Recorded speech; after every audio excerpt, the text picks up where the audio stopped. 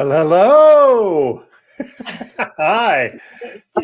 Hey, so we did this a little bit impromptu. I said we were going to bring Margaret in after the fact, but hey, you're here with us now, so we're going to go with it. We'll do it live. So welcome, Margaret. So everybody, welcome to the Cult Bar. I'm here with my partner in crime, Renee. Well, not crime, cult, right? Partner in cult? That sounds like we're doing that sounds, yeah, that doesn't sound very good, does it? All right. So why don't we start with drinks? Renee, what are you having? You said you had a surprise. So I don't even know what what happened. Through my experience today, I thought, so I think I might have mentioned on this podcast before, but like when I was in high school, I was straight edge. I didn't drink. I didn't even have caffeine, but I did drink underage. And, you know, we'll deal like with kids who were getting into shit like that. So I wanted to drink what I drank when I was drinking underage, but I could only get it like in a 12-pack today. So I went for the next best thing. Instead of plain, horrible, whatever, Smirnoff Ice, I got this Smirnoff Ice Smash pink lemonade. Wow. I have no idea how it's going to taste. I got it because I was afraid if I got a 12-pack of the old stuff that my like adult taste buds would not agree. So no idea what it tastes like. We're going to find out. We're doing a lot live today. Yeah, that's all right. Let's hear about it because yeah, that sounds like a very high school-y drink. It's like it's intended to be very dangerous. Like this is meant to give you alcohol poisoning. It tastes like pink lemonade. So, it's good, but it's bad. Yeah. That should be like their tagline: designed to give you alcohol poisoning. Yeah. Awesome. What is the ABV on that? I'm curious. Like, does it say like what the alcohol? I think the old Smirnoff Ices used to be like malt liquor. Yeah, they were. They must have gotten in trouble. Or maybe not. Maybe they didn't quite go the Four Loko route, so maybe they're okay. Yeah. Well, so this does say it's a premium malt beverage, but I seem to remember they were like higher than 8. But maybe I'm wrong. Yeah, premium is the key there. That premium. You know. I remember them being very premium when I was drinking them at 19. But yeah, that's right. Oh, this is premium. Yes, you knew that in high school, right? So let me show you what I'm going to drink, and then we'll get to our guests and what they're drinking. So what I'm drinking is this little thing, Midnight in the Village. I just went on to play the Village part, so forgive me for being a little goofy with that. But 1 ounce of George Dickel rye. I had a different kind of Amaro, and I didn't have enough because I've had that bottle for like 2 years, and it was finally at the dregs at the end of it. I did not have grapefruit bitters, so I used orange bitters, figuring it was citrus and it would kind of work. And a little grapefruit twist. So ta-da! Here it is with the little grapefruit twist on it. So it was almost pink. Almost, not quite. Smells excellent, which I'm not really a rye person, so this ought to be super interesting. But that is very bitter. I was gonna say I'm a rye person, but I am not a grapefruit person. That's a lot of grapefruit. Me either. I'm not a grapefruit person either. So it's actually I really like Amaro. I don't know if you've ever had Amaro. There's like it's really, really tasty on its own. The thing is mixed with the dry, it's a little bit bitter. And then what's really not pleasant is the aftertaste a few seconds after you take a sip, because then the aftertaste is like, so I'm not sure how much of this I'm going to drink. It's I thought I was the aftertaste. I said kind of like cults, the aftertaste. Yeah, fair point. Fair point. Look at you. Seems good at first, but then. Yeah. Not too bad. And then you're like, oh, maybe not. So it sounded good. I was like, man, all right, that sounded like a bad blend. I'm not a grapefruit fan, but it's really just this. Yeah, not the best drink. And I've had some really shitty drinks in this show, so that's saying something. So what are you tasting on the air, Margaret? So sometimes it was a mistake. It's all a gamble. We find drinks that have like fun names that match what we're talking about, and most often they are just the reason you haven't heard of them before is for a reason. They're just not very good. So, what do you have in your cup? What are you drinking tonight, Margaret? I'm actually not home right now. I'm in Texas in a hotel room because we'll get into that, but I was helping organize a protest a couple days ago, kind of related to this stuff. So I went to the store, just the Buc-ee's store next to me, and I was like, I know, I had never been to a Buc-ee's before. Me either. That is a cult. from what I understand. Dude, everyone was saying 4 people said welcome to Buc-ee's when I walked in, you know? And I was just like, I was like, I had an impulse to like say thank you every time. And then I was just like, thank you. Oh, thank you. Hello. Thank you. I was like, That's how they get you. So I was trying to think, you know, I was going to get something maybe local to New York, but I'm in Texas. And then I found the discontinued wine section. Oh, I thought Freedom Village, thank God, is now discontinued. right. So I am Let's drinking celebrate. this lighthearted Pinot Grigio Ooh, out of the hotel cup. nice. To be classy, right? I mean, I'm drinking straight out of the can. We're a classy bunch tonight. Yeah, I'm a nerd about glasses for drinks. So Remember what was that? last month we both had the right glass for the cocktail. Yeah, So that doesn't this week happen. now we have 2 just like Yeah, straight up whatever. The drink is in it. yeah, it works. Whatever. So yeah, Margaret, we're gonna delve right into everything here in just a second. But before we do that, we have some cult news.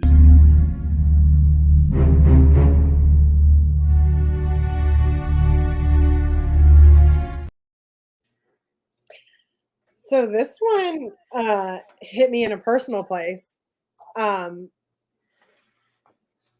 Scientology runs a drug rehab center, and it's exactly as amazing as you would fucking think. In the UK, Scientology has this program called Narconon. I don't think it's a mistake that it sounds like Narcotics Anonymous, Narconon. I don't think so. Or Narcs Anonymous.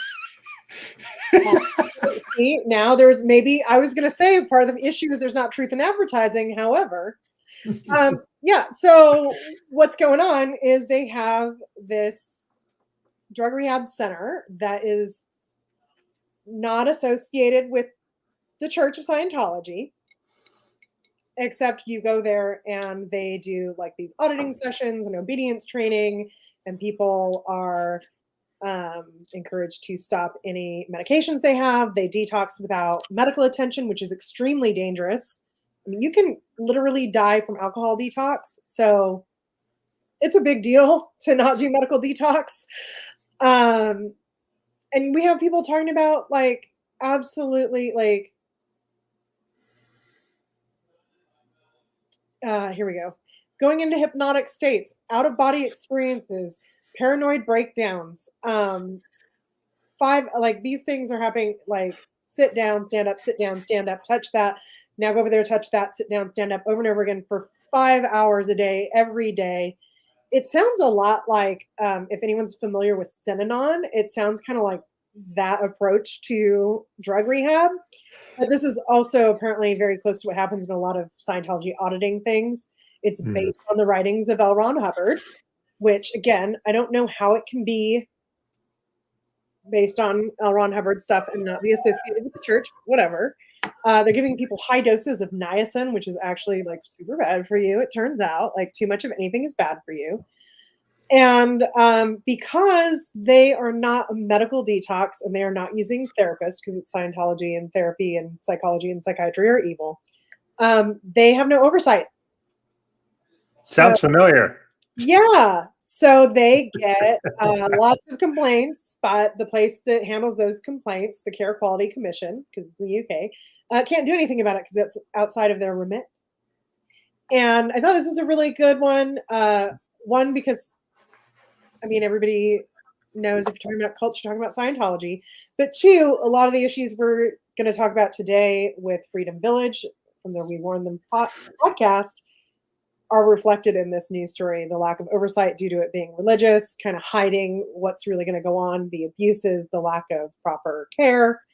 In real rehab, you get lots of psychological support. And you do not get traumatized on purpose. Like that's just not a thing that you do. So we're going back, I think, like the last couple months I've shared stories where the UK and other countries were expanding their laws on abuse in order to be able to kind of bring cult abuse into like a place they could do something about it legally.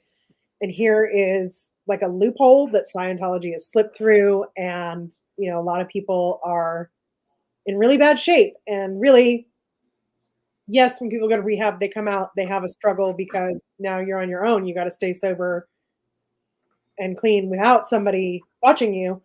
But you should be ideally more mentally healthy, have better coping mechanisms, etc., not feeling traumatized, feeling suicidal, feeling like, quote, their minds had been shattered. So this is some really intense stuff.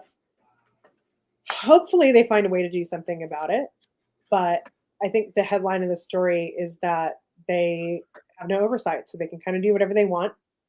And they even have stories in this one of people. So the senior staff is all Scientologists, but they're bringing in like their technicians and other workers from just like the general population. And those people are afraid to speak up when it's happening in front of them and end up leaving the rehab center because they see the harm being done. So this is pretty shitty stuff.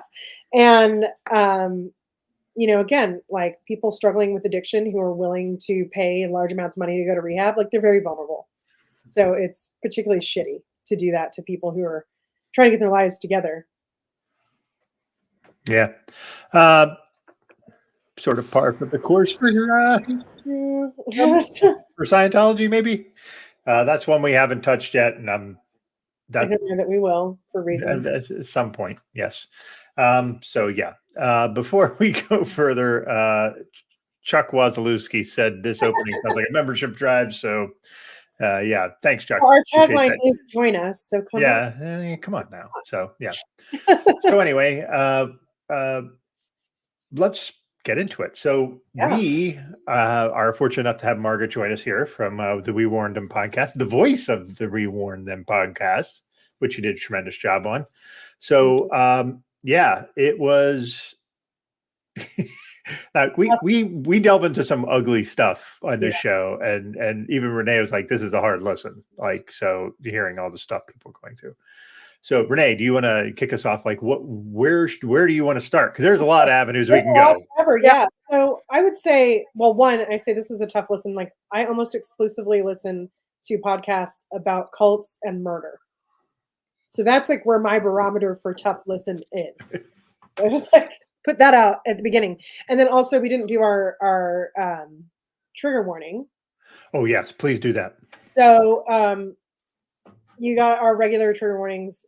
Religious and spiritual abuse, there's child abuse, human trafficking, isolation is really huge in this one. We're going to talk about mental health issues as a result from these things, specifically PTSD. We're going to talk about, I think, did I say sexual abuse already? If I didn't, we're talking about that. I think not so much financial abuse, but there is some. So that's there.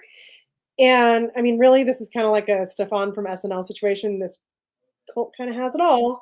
And just know that whether you're watching us live or you're watching a recording, our feelings not hurt if you leave to take care of yourself. Because most of this, we're talking about kids. And speaking for myself, it's always harder when we're talking about kids. Like I almost, in my outside of this show in my personal life, if it's like, oh, that documentary looks good. Oh, it's about kids. Never mind. So just keep that in mind as we go forward. It's a particularly tough one, and we're going to get into some heavy subjects.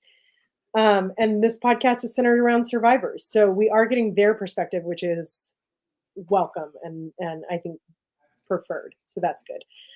Margaret, I guess I would start with, I know you told us the story of how you came to do this project, and you talk about it in the podcast as well. And I think it's actually very interesting.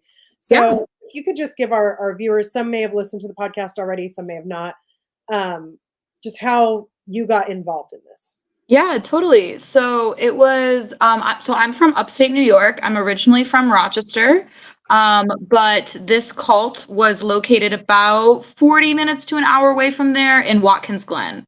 But I moved to New York City, and in 2020, I was hanging out at a community garden in Brooklyn.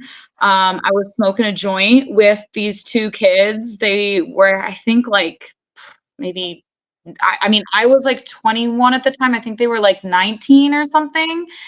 And they were they were like, so where are you from? And I was like, oh, Rochester. And they said, no way, we just left a cult from there.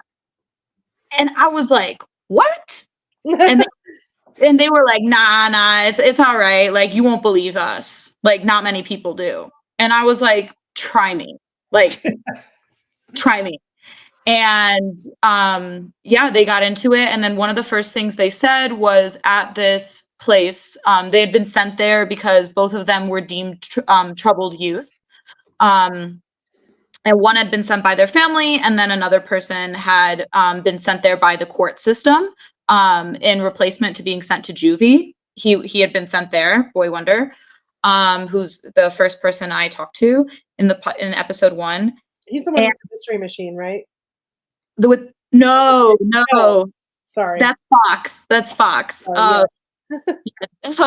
But yeah, that's an interesting, we'll get into that. But yeah, one of the first things they said was that as a punishment, they would have to haul wood for 4 hours at a time.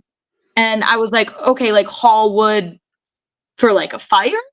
And they were like, no, like the purpose was to haul wood back and forth in a parking lot as punishment.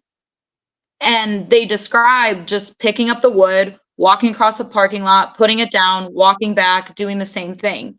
And they had kids doing this in a loop, and they had it doing from 6 a.m. to 10 p.m. And then some kids had like a later shift. And when they said that, I was like, this is weird. And so, yeah, I asked them, I was like, hey, this is kind of weird, but can I like record this on my phone? And they were like, yeah, whatever. And then that was the first interview that I did that ended up being like almost 3 hours long. And then I listened back to it the next day, and I was like, I got to do something about this, because I went to the internet and I started researching it, and I couldn't find anything. Like there was one reporter that had written about it in the local newspaper, but it was pretty neutral, and it was just kind of talking about like the financial abuses. And then I found a Reddit thread with over 100 people. And then I started reading that, and then I went down the rabbit hole 100%. And then decided, to move forward and create a piece of media around it, which turned into the 6 episodes, which is the podcast. That's what Reddit's good for, is a rabbit hole, though, right? That's kind of its niche. There is a Reddit for everything. Sometimes that's not great. Sometimes it is.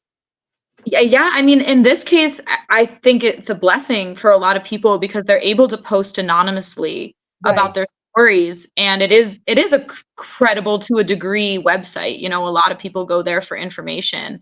So it's a good place for people to gather who don't really feel comfortable, sharing other information or having their data as much tracked as, say, Instagram, Right. And we heard in some of the later episodes from people who didn't want to tell their families what happened while they were there. Didn't want to tell their friends. And so this is kind of a place where they can go and talk freely because it's not directly attached to them. So I think that's really positive. I was really, I guess, kind of moved by this origin story on your part, because I remember before I was really into cults, like as weird, I guess, as a hobby. That sounds horrible, but whatever. I was really into cults. Yeah. But my brother was living with me at the time, and we lived in Marietta, California, outside of Temecula. And we were watching Leah Remini's series on Scientology. And that's when we found out we lived 45 minutes from a place where some of the most extreme abuse was happening. Right. And that feeling of like, what the fuck do I do? Because I really don't like that's right there and I can't do anything. And so I really loved that, like, your response to it was like, well, there is something I can do. And so I just wanted to share that because I think it's really a testimony. And you talk about it also at the end of the series about like, you find the thing you can do. Yeah. And, in my like high-minded fantasies, what Doug and I are doing is like a good thing. But I think in the fact that you're actually working with the survivors of this and, the nonprofit is formed and all of that, like this is actually very inspiring to me. So really excited to have you on. Yeah, thank you. Yeah, I think I felt a small sense of responsibility to do something. Especially because these guys became my friends, and pretty much everyone that I've interviewed on the podcast has become my friends. But I've noticed this pattern of where these cults can thrive. And a lot of the times they're in isolated, primarily wealthier areas. And they're pulling kids from the exact opposite places. They're pulling kids from financially disadvantaged areas and a lot of times in urban places. And I felt, just being who I am and what the choices I've made in life, I can exist in both communities, right? Like Yeah. I have access to this community, and then I also have access to this community. And so and as an artist and an activist, I feel like creating in general is like a way to bridge that gap. And, I had dropped out of college. Like 2 years prior. And so I felt like this was my time to like put something together that could be up to par to like a thesis, or I definitely felt a bit of imposter syndrome, because I'm not a journalist, I'm not a trained therapist, but I care. And when I found out that there was nothing really on the internet substantial, like we get into it, like there is if you dig, but I was like, you know what? No one else is going to do this, so why not me? But I think that is like, that's the number one thing that people need to understand, is that if there is something that can be done and you're the one who can do it, then that's the thing that needs to be done.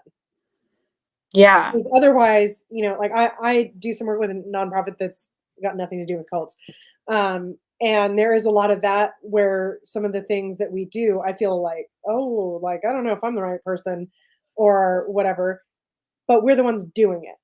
Like small grassroots thing, we're the ones doing it. If no one else is doing it, then we're the best people to do it because we're doing it, And you learn as you go. I didn't know audio edit. Now I'm a beast at audio editing. Like, here we are. And I think it's funny that, because you say this in the podcast too, of like, well, I'm not a journalist. It's like, well, I got news for you. Like, you are now.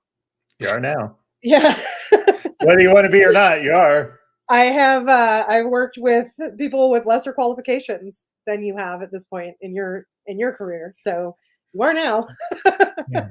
Hey, can I make a point here about it's interesting, like that both of you had cults that were near you, and that inspired you to do things about it if you could, right? You could, yeah. Well, I Yeah. would say too, it's funny, Doug, and I think you know this about me, and I don't know how much I've talked about here, is that it was like 5 or 6 years later that I was like sitting in the house I live in now, and I was sitting outside, I was smoking a cigarette, I was reading Reddit, and I went, fuck, the church I went to growing up was a cult.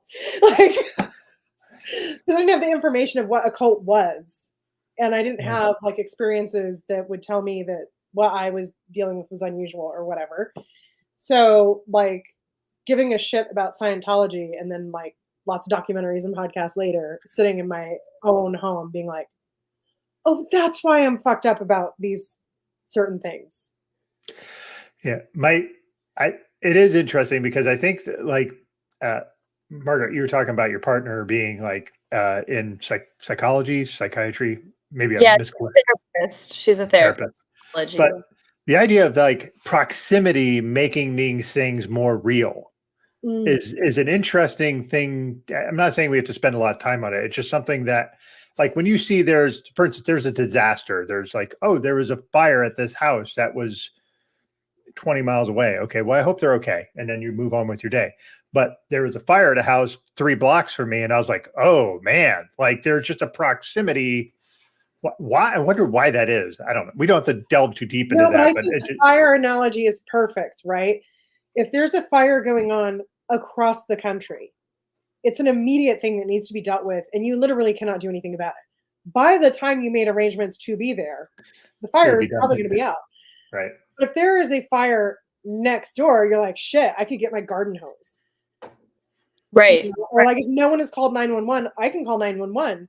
And so when you have something like this, for me, what it was that feeling of like, I should be able to do something about this, but I don't think I can.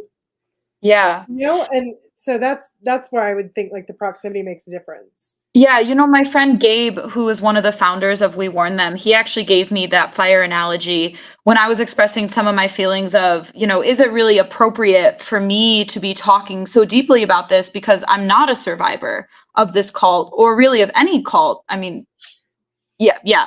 And Like you had to like reflect for a second. like capitalism or America or that cult, Right, but like, right. no, we're not going to go there right now. Yeah, right now. That's for another show. Because but he was like he told me that fire analogy, and he was like, if there's a fire happening, it doesn't matter if you're a firefighter, you're going to go outside and you're going to try and do something about it.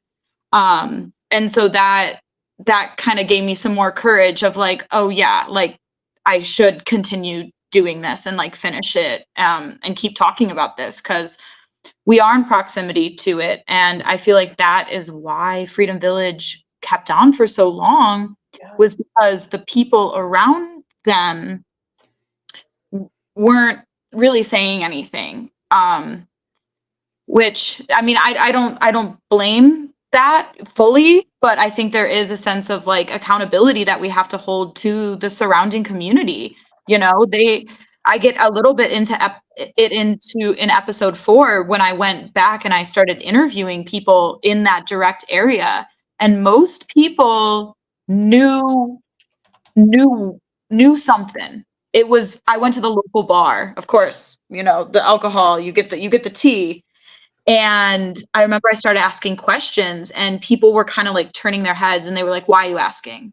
It was like this elephant in the room, but no one really wanted to talk about it. And then for the few who did, they had little snippets of stories like, oh, I saw a kid, he was on the highway trying to run away.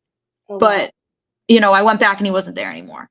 Like weird things. And I'm like, that, but I think the local police were involved with Freedom Village. yeah. I feel like that's like a given.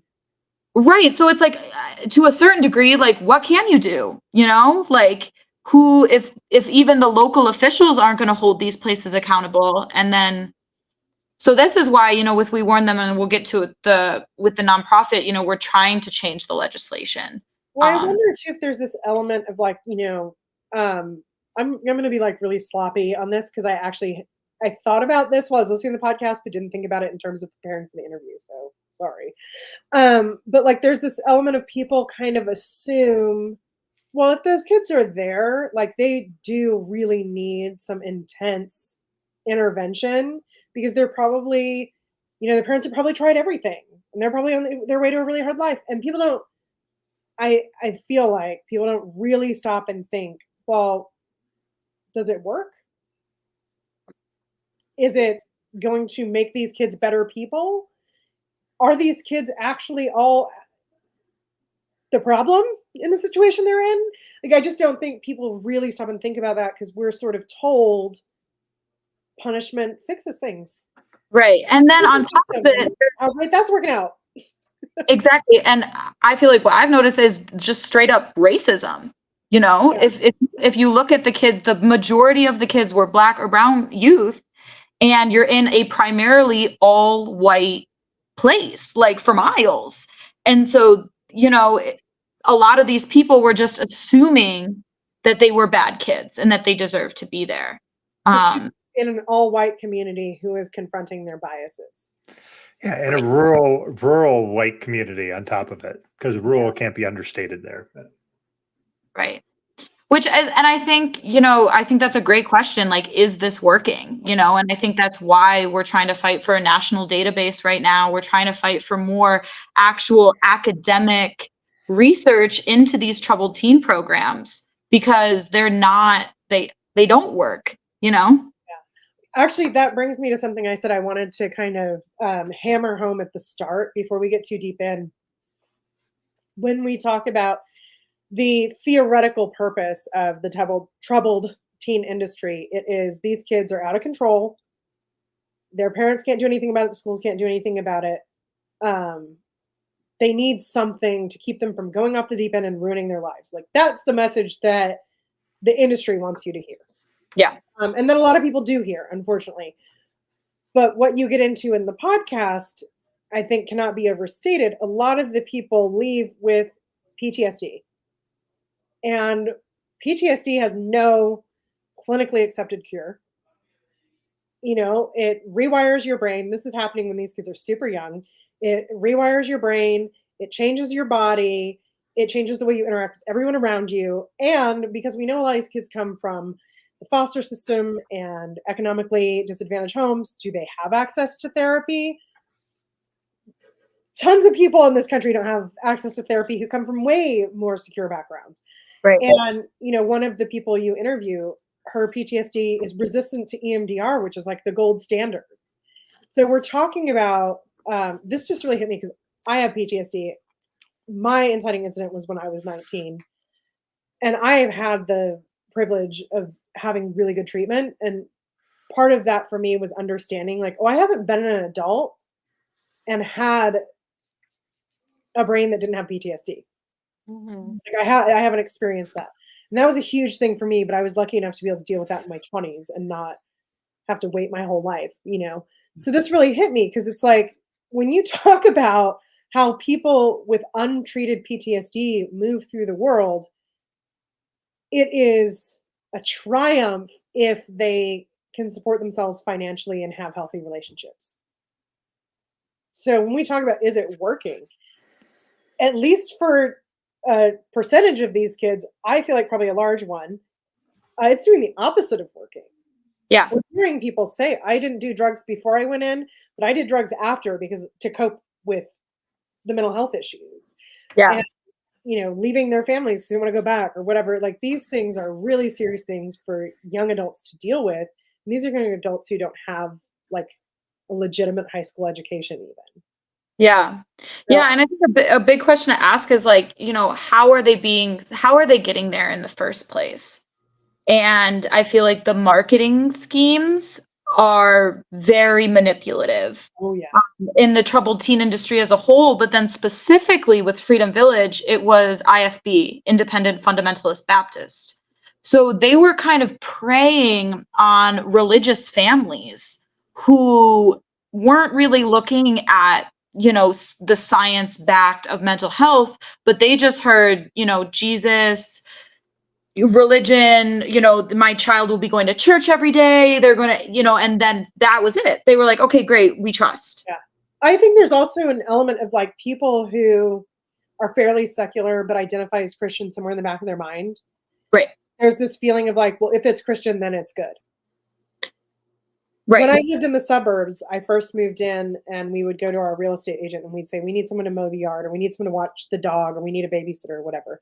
And it would be like, well, there's this really good Christian boy or this really good Christian girl. And it was like always that first. And I'm like, oh, well, one, we're not going to get into why that's not going to work on me. But two, what does that even mean?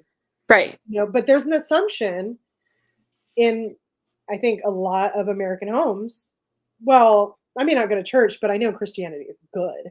I know if my kid is going to church, that's got to be good for them in the long term, even if I wouldn't go to church, you know, that kind of thought process. I would encourage those folks to go on TikTok and listen with anything with a hashtag from Exvangelical and listen to all that shit and realize just how not good that can be. I mean, it's just like, why aren't you going to church? Think about that. Yeah. So, but yeah. But that's a good point that Margaret was making, just the idea of like them using Christianity as a means of seeing good. Like you mentioned, the sort of cult of America, and that's part of it is Christian nationalism is huge. And, you know, by default, our country is deemed as it's not a Christian nation from a constitutional perspective, but people like to believe it is. And then you, like you said, they can just, oh, well, it's Christian, it'll be fine, you know? So yeah, I don't know where I was going with that, but okay. Well, but that gets into what you were talking about, Doug, before we started, where you wanted to talk about, you had a question, but I'm going to go first and then you can piggyback, I guess, because otherwise I won't segue. Behind the scenes, guys. one of the story, so we have a couple ways that kids get there, right? You said also like foster families send kids there, and we heard of a few people say it was this or juvenile hall.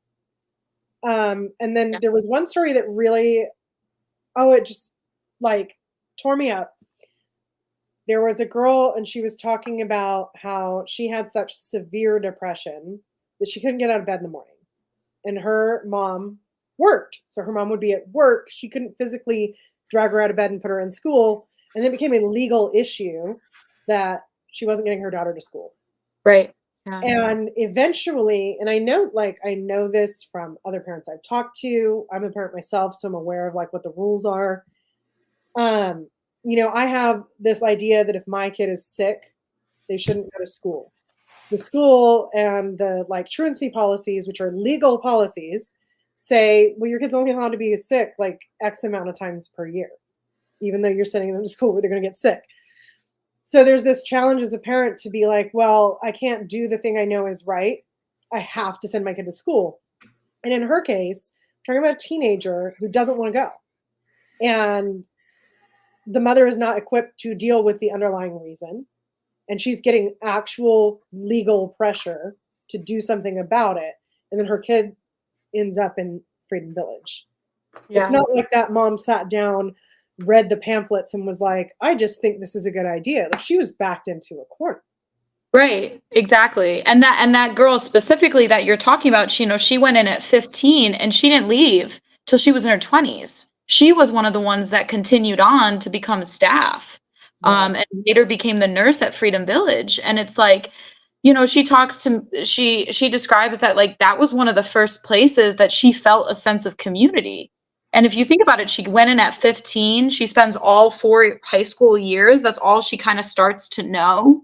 And if you're coming from a home where there just lacks support, I think her mother obviously loved her, but was overworked, she was probably dealing with her own stuff. And then this cult essentially swoops in and provides her with a sense of community. I mean, it is community, it's exploitive, community, but and she became one of the perfect people to later work pretty much for free for years.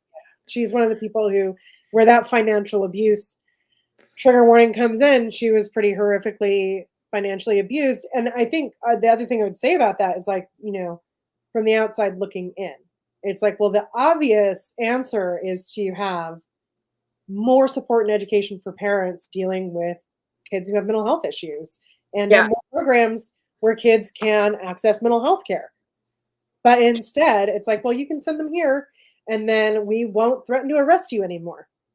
Right. And I think to just piggyback off of that, like community-based care. Yes. Right? Yeah, sorry, that's what I meant.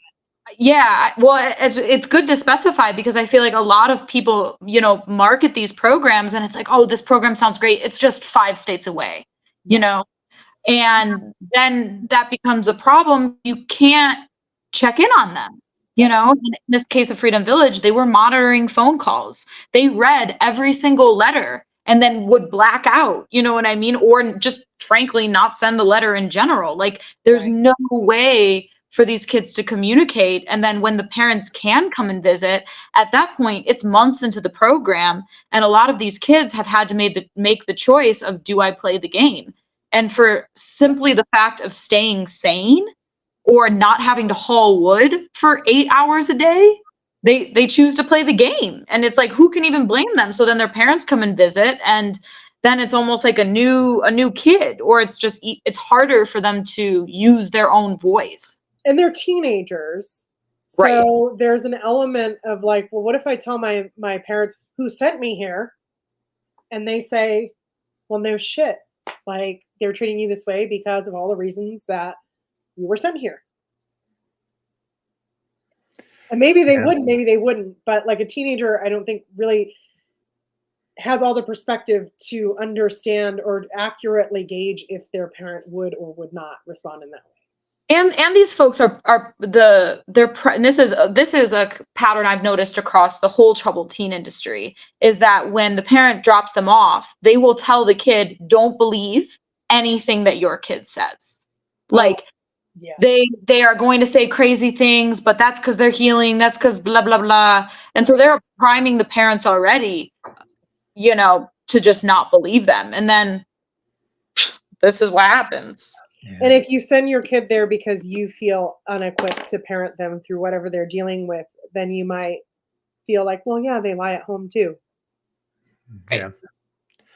To this point, I actually have a question here that I'm really intrigued to hear what your answer is, Margaret, because you had a plethora of stories of just that would just break your heart, like just all these kids getting thrown into this sort of, I'm going to use the word meat grinder for mental health, like just a terrible spot for them.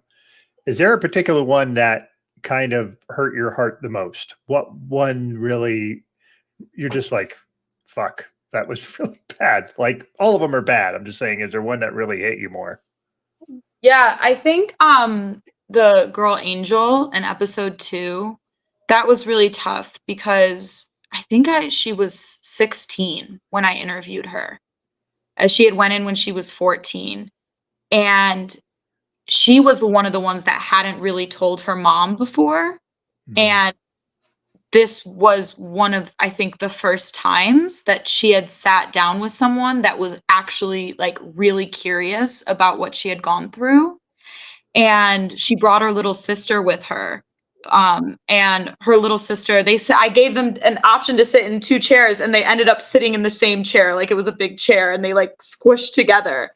And like, as she's describing this stuff, it was so tough because I don't think her sister had really ever heard it either. Mm. So while I was interviewing her, it was like breaking my heart. And she's the one, who has the story of being held in the hallway where they shine the light on her because she refused to go to bed, which is a torture tactic. Right. They wouldn't let her sleep. And then just to see her sister kind of responding to this. And then I feel like, a lot of the people especially some of the older folks, they had gone through therapy, right? So they kind of have this language of what happened to them, but she hadn't. So she was almost saying these things with like a straight face or as if it was normal. Yeah.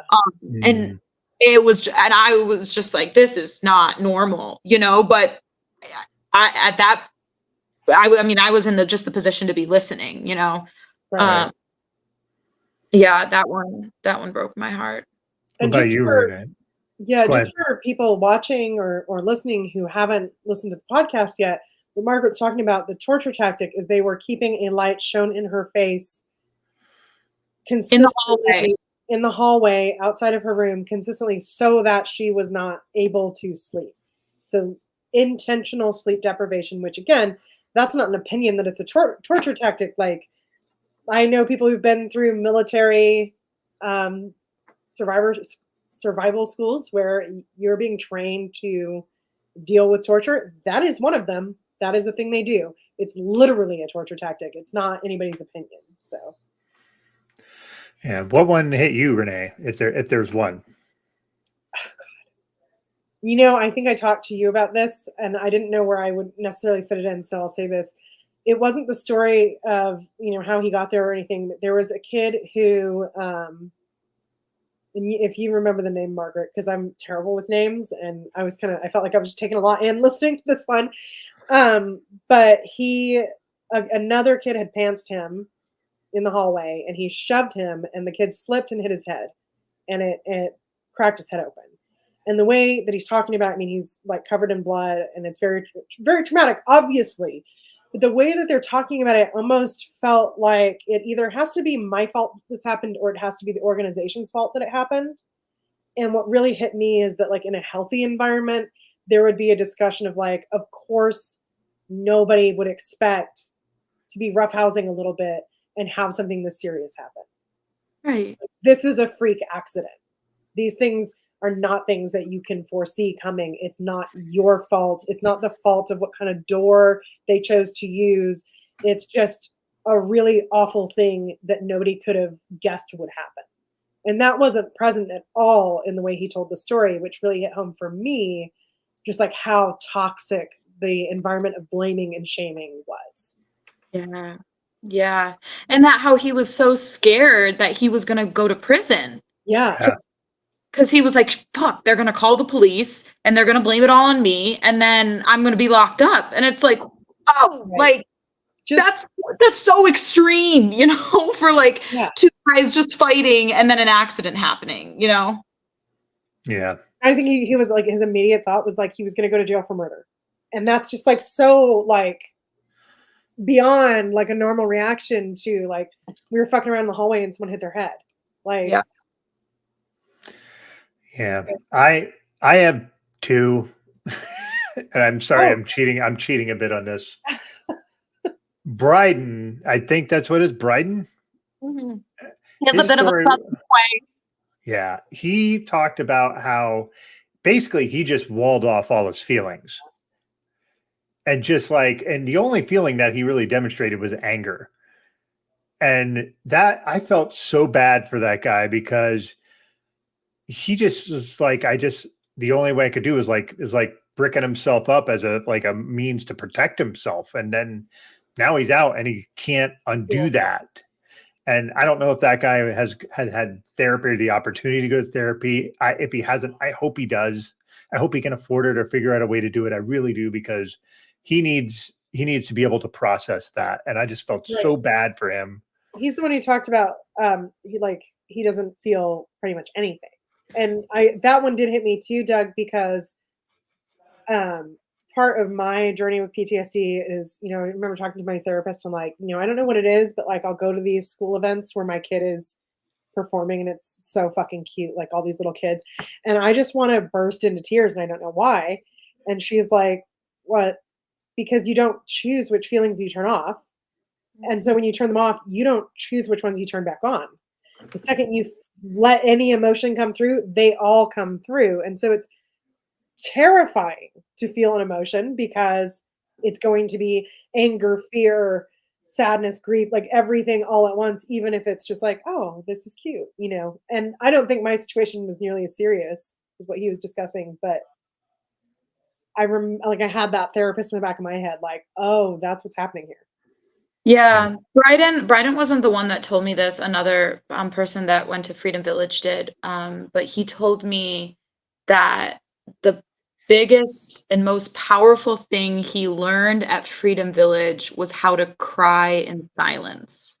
I remember that line. I was like, oh.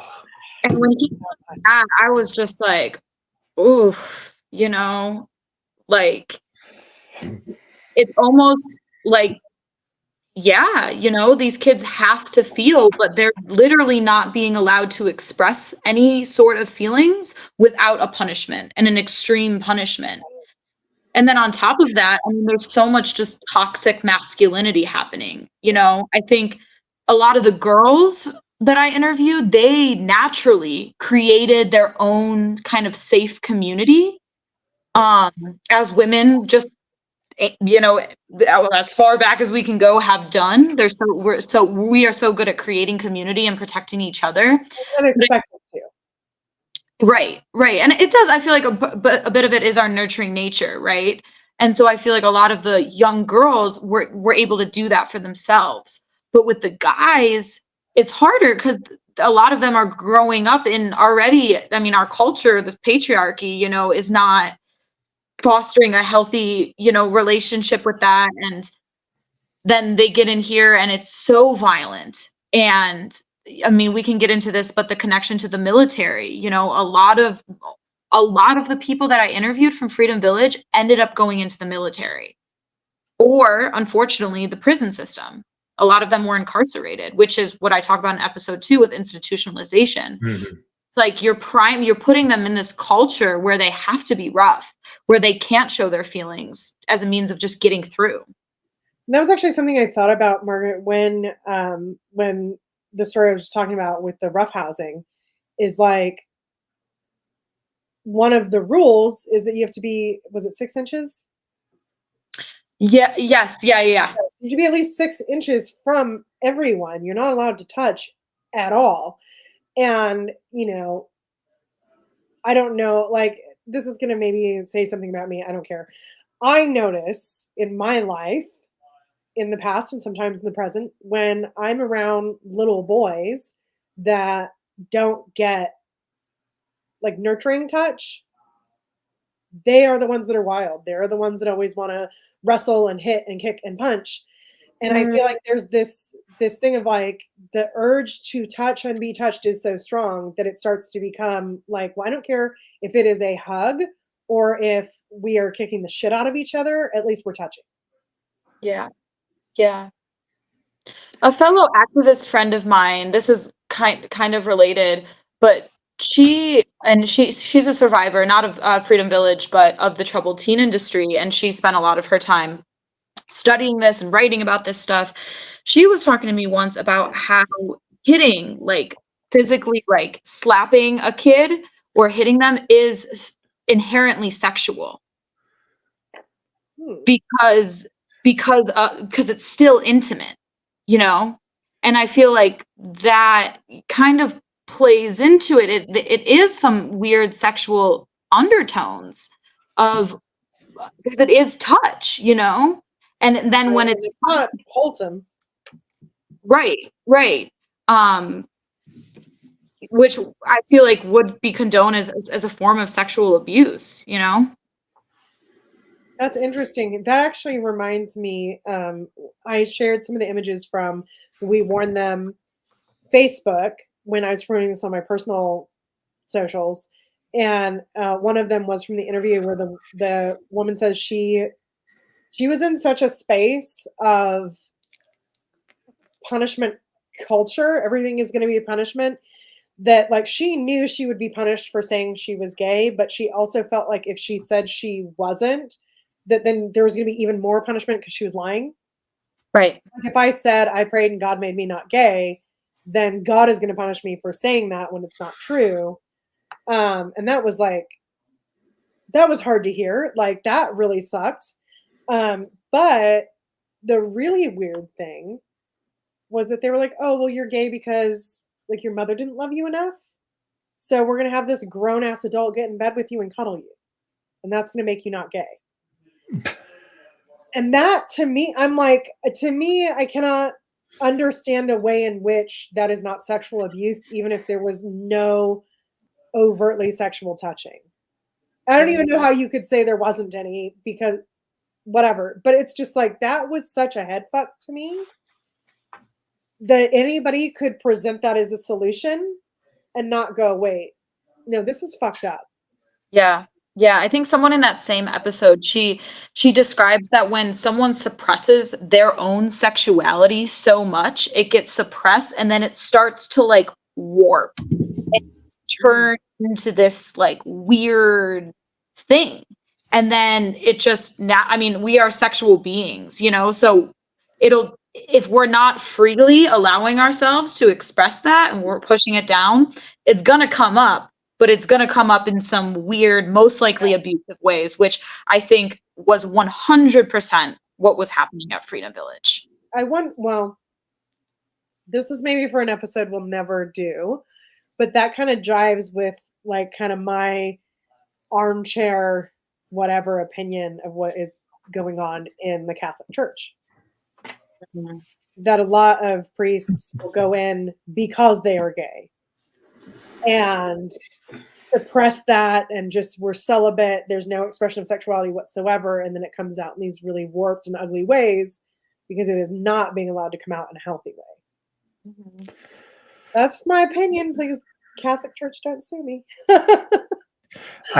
I would also like to say this was something that was farther down in my list of things to talk about, but now that we're here, is I really want to applaud you folks for not pushing away the idea that how trauma affects sex and sexuality. So many of these things will not explore that space, but it affects all of that. Like you said, we're sexual beings. So if you have things that's trauma related, that's related to, it doesn't necessarily even have to be related to that. All that shit informs how you express your sexuality and the way you have sex. And I just think that was really good that you folks just were like, no, we're going to talk about this. And I'm glad you did that. Sex is intimacy, even when you're not being emotionally intimate, right? Like Like you could be somebody who is very open to the idea of casual sex. You're still opening your body and, like trusting that that person will not harm you or will not do something that is going to fuck the experience up for you. And then for a lot of people, you have the emotional and mental intimacy on top of that. So, like, you don't have to be sexually traumatized to be like, I just don't feel like I'm going to trust you with my body or my psyche or my emotions in this way that is so undeniably close. What was was that a conscious decision for you folks to do that, to just be really open about that part for the podcast? Yeah, I mean, I'm queer, and so I feel like I'm trying to bring awareness and just like talk about that like in my own life. And I think like you said, like it is so related. And I feel like, for a lot of these people, I did become their friends, and so you get to know people more personally and you kind of start to draw the lines. And so, yeah, I think it was definitely intentional. I feel like as a society where sex is still kind of taboo to talk about. And I'm like, well, I'm already talking about a taboo cult, might as well just go all in and Yeah. talk about. I think it's interesting too because I think there's this like weird thing that is happening in our society where it's like, well, some people's sexual health is really important, and other people's sexual health I don't really want to think about. And I think like you kind of hit that in it, not necessarily overtly saying that that's how society thinks about sex, but like because we're hearing from women and queer women. There's no little blue pill for women. So this is interesting. Speaking of the militarization part, in the military, if you get erectile dysfunction, you get money from the VA for loss of a limb. If you're a woman and you have loss of sexual function, well, that's sucks for you, I guess. But anyway, who cares? And that was something that I always found really interesting because, you know, I don't know the exact number right now, but there's an outrageous percentage of women coming out of the military with military sexual trauma, and nobody cares if they can enjoy sex or even have it. But if a guy hits retirement age, which 40s and 50s, when stuff starts to get a little sketchy anyway, well, if he needs Viagra, he needs Cialis or whatever, he is going to be given the same amount of money as if he lost an arm. Right. And so it's that kind of like where we're allowed to care about some people's sexual health. But women, not so much. Queer people, oh, well, I don't want to talk about it, And so I thought that was really, to Doug's point, kind of profound that was front and center. So thank you for that. Yeah. We're just going to keep complimenting you through the whole 2 hours.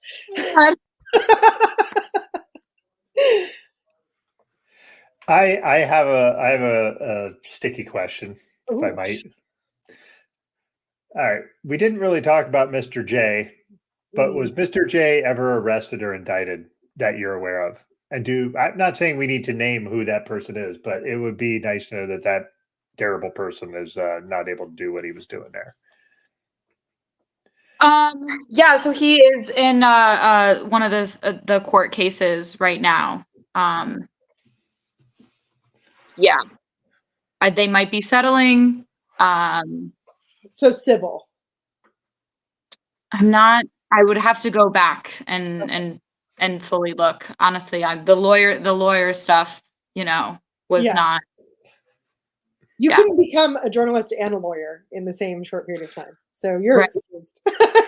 I think you're underestimating Margaret. I think she could have, but yeah, as far as we know, you didn't go to law school while you were doing this podcast. You know what though? A crazy coincidence with that. Yeah, I can't, name names for legal purposes, but right. My partner's dad went to law school with this man. Oh, wow. And he described him as the flamboyant one. Like, Of course. right. And he was like, yeah, he was always kind of weird. He sat behind him, and everyone kind of just knew something was up, but like it was just weird. And then, he found out that this was the person, and kind of to bring back, like, when you suppress your sexuality, like, he ends up raping a 16-year-old boy. Yeah. I think there's going to be like, and I don't know when it's going to happen because I don't feel like we're close to it. There is going to be a reckoning in Western culture with like the amount of damage homophobia and inside of Christianity has done, like, to an uncountable number of people. Yeah, I hope so. I know that I'm gonna mess it up, but the Sexual Child Act that allowed people to speak out for longer. Oh yeah. Hmm. I forget it, but it was extended in New York, and that there was a couple of Freedom Village survivors that took that up. So that's one example of, I think, progress is allowing people to speak out. No matter how long ago it happened. Yeah, and that is, I don't remember the name either, but I feel like that's such a huge victory because what we know of sexual abuse is that it could happen to you as an adult and it could take you years to figure out and come to terms with the fact that it was wrong and not your fault and you deserve some form of justice. Yeah. And so when it's happening to children who, often don't feel comfortable telling anybody, and then they hit adulthood and they start getting the outside input and they're like, oh, okay, what happened to you was wrong. Yeah. It takes a long time, I feel like, when it happens to kids who don't have like an immediate resource to go to and say this happened to me. And unfortunately, abusers look for the kids who don't have those people. Right. So Right. And yeah, I think I hope there is more legal change, but I think there's also a cultural change that needs to happen. mhm. Of just allowing us to talk more freely about sex and sexuality so that kids that then become, young adults can speak about it, and there's less shame, less stigma around what happens to them or just their own bodies, and having the language to feel like they can feel supported. I think there needs to be so much social change around that because I think, like, what I encounter a lot with parents, and like I said, I'm a parent too. I'm including myself in this. Is like there's always like this feeling of like, well, I really want to be super open with my kids about this stuff, but like, where's the line where it gets weird? Because we all know somebody whose parents cross the line, but that Yeah. doesn't necessarily tell us where the line is. Because by the time you are certain they have crossed it, you're well past it, right? Like, oh, you're 17 and like that your mom likes giving blowjobs. Yeah, that's inappropriate. But like, where's the part where it's still good? And I think like parents wrestle with that a lot. Yeah, I don't know. Like, I don't have a solution. I don't have anything to offer. But I think there's that thing of like, there's still so much Puritan taboo around sex in general Right. that finding that middle path where like my kid can tell me anything, but I'm not like giving my kid too much shit that's inappropriate for them to know. Where is that? As parent of 3 queer kids, our line has always been, you can ask and we don't always have to answer. Right. And it's something where it's just like, we will tell you if you have questions about things, ask. And now if it's about my wife and I's sex life, we aren't always going to be open about what that is because that's between us. But I think if you just have a healthy space where you tell your kids, you can ask anything. That doesn't mean, one, I will have the answer, or two, I might decline to answer because it's a bit too personal. And you can just say, that's a bit too personal, but you can, Yeah. I think there's a lot of space for that. I don't know. That's I just think you're my old right. white guy approach to it. So. No, I think you're right. And that's how I mostly try to approach it. But it is kind of the thing of like, well, I'm not going to tell you everything about my personal sex life, but you need to feel comfortable telling me everything about yours. And that is a hard needle to thread. Like, when we're talking about kids, like if, you want a child to feel comfortable coming to you and saying like, I need birth control or I need condoms, but you also need them to respect that if they're asking you about your own personal sex life, that you can say, I don't think that's appropriate. And it's hard because I think most people I know in the mental health community kind of agree, like your child should not really know anything about your sex life. Like they should know that sex is normal and that you probably have it and you definitely had it to have them if that's the case. But they shouldn't know what you like or what you don't like or how often you do it or if you do it with people other than their parent or whatever. That's just really like crossing that line with the emotional incest that's not quite appropriate. So It's like, I think it's a hard needle to thread because we want our kids to be open to telling us anything while understanding that it's not right for us to be open to telling them everything. And that, that's hard. Yeah. Well, that went away. Oh, no. I feel like this is a complex one in that usually we do a documentary and documentaries always have like a very specific point of view. And what's fun about podcasts and what is like maybe better is that you can kind of like this podcast, each episode had a different point of view. Like we're going to talk specifically about this. We're going to, and so I tried to organize by theme instead of stories individually. Yeah. So, if you haven't listened to it and you feel like we're crazy, just go listen to it and you'll understand. Yeah. So, I had one really weird thing that like completely stuck out to me. And maybe you could speak to this, Margaret, about maybe I just misunderstood this because I am hard of hearing and sometimes I don't hear things quite well. There was one part where this particular kid, and I cannot remember who he was, like Renee, I can remember a face, I can remember a voice, names sometimes just. All good. But this kid said that he was still kind of connected to his parents and that they would send him packages and money. Now, he would never see it, but he was still propped up as a potential adoptee. Oh, because did I mishear that? Like he was not literal adoption. Okay, maybe that's where I was confused. Can you just explain the adopt-a-teen thing a little bit? Adopt-a-Teen program was essentially a huge money maker at Freedom Village. So even if the kid had parents, if their story was compelling, they had a radio show which still exists now. But then back in its prime, there was a TV show and they would essentially bring these kids on and have them, or in person at conferences, have the kid go up on stage and explain their sob story and how Jesus saved them and how Freedom Village saved them.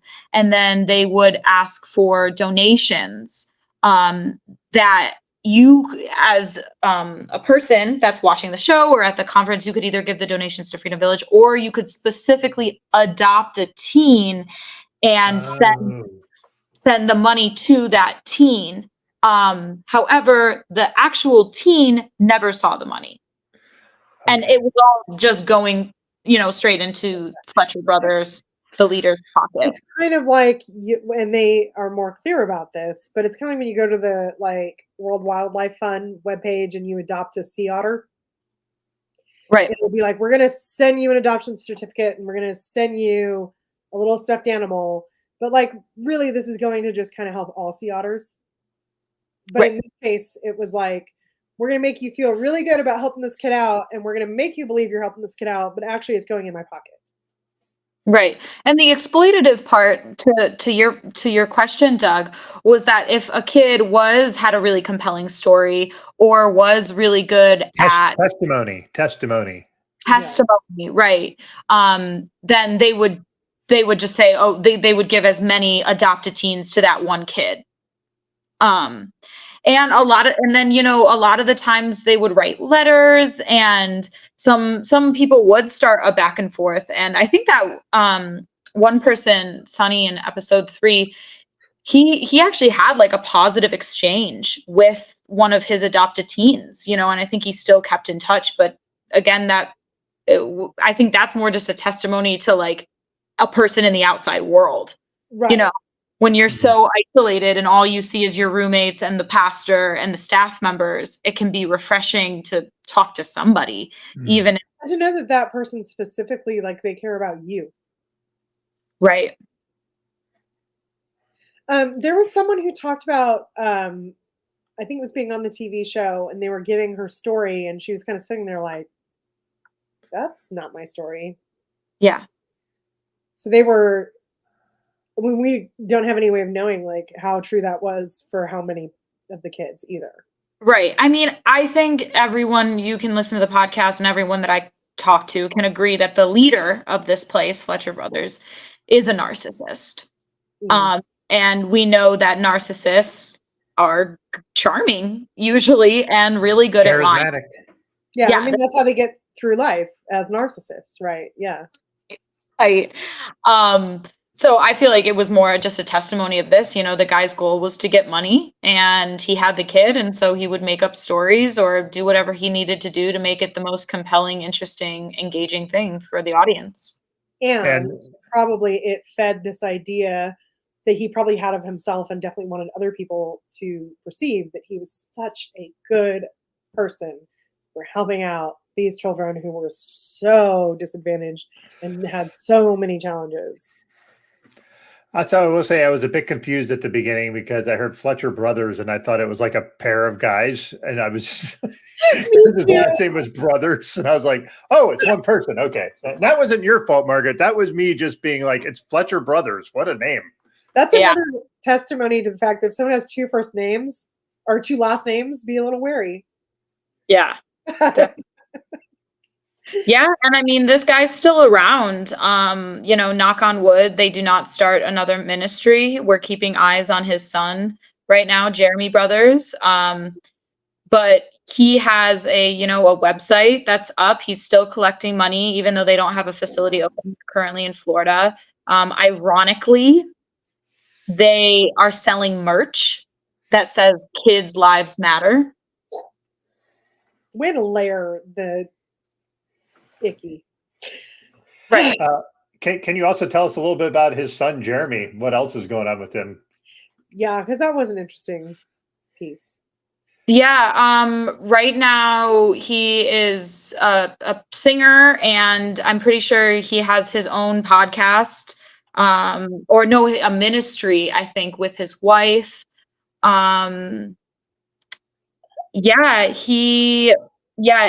It did come out that there was a allegation of him abusing a child. And we found the court records for that, which happened, I think, about 2 years ago. But I've gone back to that, and it's closed now, the case. Oh. So I wonder why. My suspicion is that Daddy helped him out with some money and possibly some police. But yeah, I mean, this is really where I feel like the work of activists come in, of just like keeping virtual eyes on these people. And, if people in that local community realize about what's going on, I should actually send my podcast to like local news places in Florida. I need to put that on my to-do list. Because that could be a story that they could pick up. Yeah. But, that's what we got to do. And in episode 6, and this is where, Jazz and Gabe and kind of the formation of We Warn Them started. That's what they were doing. They were keeping virtual tabs on these people. And when they found out that they were moving, they were already organized. They had the Facebook survivor group. And there was a actual person, Liz, who was in the South Carolina community. For people that haven't seen it, Freedom Village shut down in New York in 2019, and then they tried to reopen in South Carolina. And, these folks came together and organized an in-hall town meeting to inform the local community of what was going on. And they were able to do that because folks like Jazz and Gabe were keeping tabs on them, and they were following the news. And yeah. and we haven't talked much about Jazz, but she's actually the reason that we know you and the reason that we got Colt Bar got a chance to talk to you.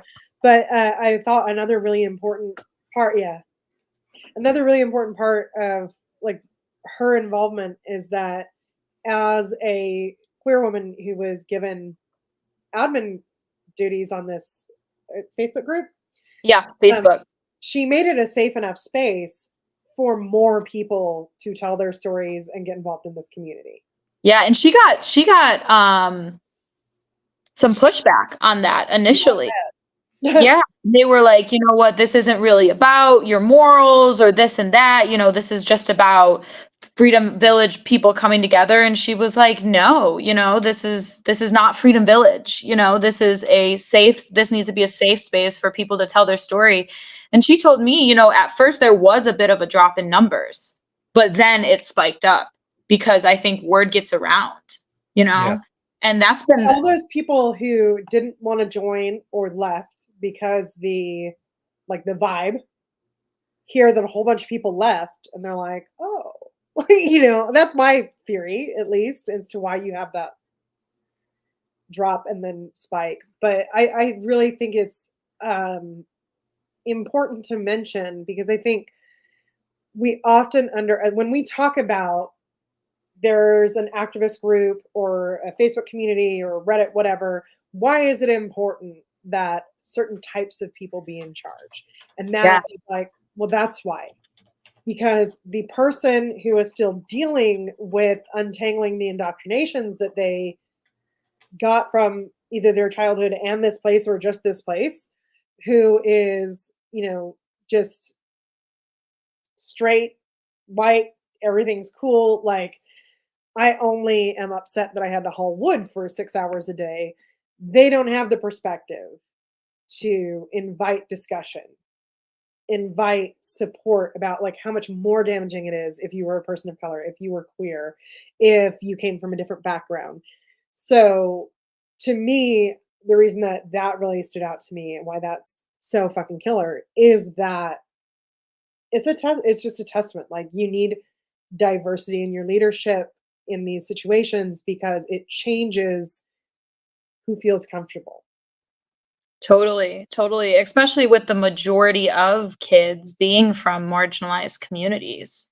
Yeah. And this is part of the reason, you know, why she started We Warned Them, was to be a nonprofit now that's specifically for raising awareness for institutional abuse, specifically the troubled teen industry, for marginalized communities. Because if, you know, I love that Paris Hilton has come out and has shared her story, and that is so powerful. You know, essentially, when I describe what my podcast is about to people, that's people that have no idea. That's the first, oh yeah, I heard Paris Hilton came out about something, Yeah. you know, that, but the issue is, you know, she's not really part of a marginalized community. Right. And I so think people don't, oh, sorry, go ahead. well, I was just going to say, a lot of people initially think that this is a rich, white, wealthy problem, which it can be a problem for rich, white, wealthy people. That is a fact. But the majority of the kids being sent, that is not the circumstances. And I think that's something we need to bring more awareness to in the troubled teen industry spaces. And just a general awareness, I think, like in the world, that if it's really, really bad for a rich, wealthy white person, it's unimaginable for somebody who doesn't tick all those boxes. Like, that's always the case 100% of the time. And I think people don't really grasp that. Like, you have to really be confronted by it and confront your own, like, the things that you're willing to ignore. And that's not like a judgment. I think we all pay more attention to things that affect us personally or that we relate to. That's human nature.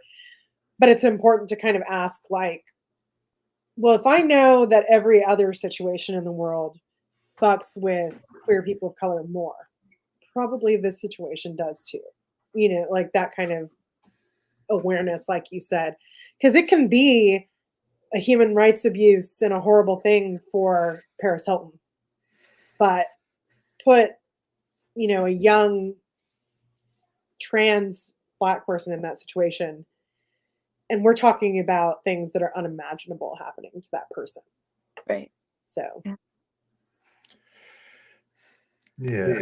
Yeah, so I just like really brought it down. Like, all right. Well, let me not bring it back up because I have another question for you guys. Feeling, yeah. Yeah. So one of the things that we get as a repeated theme for all the cults that we cover is the idea that cults and some religions, I'm going to put that in there as a qualifier, not all, but some, basically promote suffering as a way to deem you as worthy or holy, or I don't know. That's just something that's a recurrent theme. yeah. Oh, And that is, it Mother seems to be the Teresa. case here with the Freedom Village. Yes, like I'm not mistaken there. That's what did you get that sense that like people were made to suffer and that was seen to like raise your status, kind of? Yeah, totally. I mean, one of the, as you rate, there's a whole level system, right? And as you raise in the levels, one of the duties on the higher level is to watch and monitor the kids that are hauling the wood. So you literally have, if you want to rise in the ranks, you have to participate in watching abuse and taking part in that, like watching these kids that are freaking hungry and sleep deprived, are depressed, dealing with their own shit, haul wood back and forth. Like, no. And you cannot reach that level without having been one of those kids. Exactly. And I feel like this is what like makes it. I feel like I'll be curious to talk to you guys about what you guys thought about episode 4 when I delve into like what is a cult. Oh, I've got like a whole section. We're like getting close to like where we need to like prioritize what we're going to talk about. But I have a whole thing for you on that, actually. Yeah. Yeah. So this is what I want to say. I'm glad, Doug, that you brought it up, and that like we can like I'm not glad. Sorry, I'm not glad that it's so well. Are you glad, Renee? Oh. But like it's an interesting point. It's a good thing to bring up because the opposite. So okay, let me start over. We know that it's true that many Christian religions, faiths, whatever, kind of make suffering is holy, suffering cleanses you, suffering is good for you. We know, like, even like I said, Mother Teresa was considered this literal saint, and then we find out that like no, she wasn't really providing comfort because she thought if these people suffered more, then she was doing them a favor because they would definitely go to heaven if they were hungry and covered in their own shit while they were alive. Like, there's a lot of weirdness around that. But the opposite attitude can also be dangerous because that exists, right? So like Jim Jones didn't start out as the crazy cult leader that he ended up as, right? He started out as a guy who was running a mixed race Christian church, which was very unusual at the time, who told the Black members of the community that their preachers were lying to them. Their preachers were telling them that all the suffering they were going through in this life was going to guarantee them a better afterlife because that's a Christian way of thinking in many sects. He said, but we could change that shit now. And all of the white people in his congregation of the People's Temple were tasked with helping the Black members of the community beat discrimination, housing discrimination, qualifying for shit that they were supposed to be able to get but couldn't get because they were Black and they would just get turned away. But if they were there with a wealthy white person saying, no, you're going to listen to this person, they could get what they were entitled to. And that built such a strong following that as he started to unravel and the abuses got more and more, for lack of a better word, insane, a lot of people stuck there because they were like, but this is good. Right. He's crazy, but what we're doing is good. And then he ends up in this position of, absolute power. But that is simply because he was able to twist that sort of Christian through line. and turn it on its head and still convince people that they could be Christian while not suffering for the sake of suffering. And so it's kind of an interesting thing to me. Like, it exists, but you can also manipulate it in other ways to the same negative result. And Right. Mary, Oh, go ahead, Margaret. Sorry. No, you go first. Well, I was just going to say, I feel like that's how a lot of these people just like the staff kind of justified staying. And even, Mary in episode 4 talks about her parents, having good intentions, coming in and wanting to help these youth. And I think for a lot of the people, for the staff that had, pure intentions, like to a degree, they were helping. If they could be an ear for people to listen to, but if the rules, if the system within the actual place is corrupt and they are tasked with upholding that system, then there is going to naturally be abuse. Like it's the whole, what is it? The whole tree that's rotten. It's not just one bad apple. And I know that a lot of controversy within even the survivor community around Freedom Village of like, oh, well, you had that bad experience, but I didn't, and this and that. But from what from all the people I've talked to and the through lines and the cults, it's like this whole tree is rotten, Yeah. So we can't really expect, good fruit to bear if the roots of it are coming from a place of wanting to exploit people financially and spiritually. Right. In the same way that the kids are influenced to be, once they reach a certain level or once they become staff, are influenced to be part of the abuse. Then the parents coming in thinking this is a great solution to the problem of kids who are struggling with whatever, they're going to be influenced pretty much identically, is what it seems like. Sorry, Doug. No, that's okay. I think what Margaret said there about now I'm going to struggle because I got sidetracked by your comment, and that's not your fault. That's because my brain is Swiss cheese at 52 years old. But there was forget it. Go on, because I'm going to have to catch up because my brain just lost that whole train of thought. Okay, sorry. This is good. This is good content, by the way. Just me forgetting things. Yeah, I mean, I think in episode 4, that's why I was excited to come on to this podcast, is talking about like what is a cult, right? And I feel like one part of it that we talk about, that I mentioned in episode 4, is like an abusive boarding school will, yes, exploit the kids, right? And potentially physically abuse them, sexually abuse them. But maybe they're not necessarily trying to change the way that they think. And I feel like at Freedom Village, they were intentionally trying to fuck with kids' psyches. So that they would stay. And that is that they were lying about, right? Is because they're saying, oh, your kid is going to come through this rehabilitation and then leave. But the actual agenda was, no, we want these kids to come, get sucked into this cult and stay so that they can work for us for free and become staff. I was listening to that episode. I listen to most podcasts while I'm walking, and I was listening to the episode with the journalist you were talking to, who disagreed that it was a cult. Gary Craig. While I was walking, and I was like, let me fucking talk to that guy.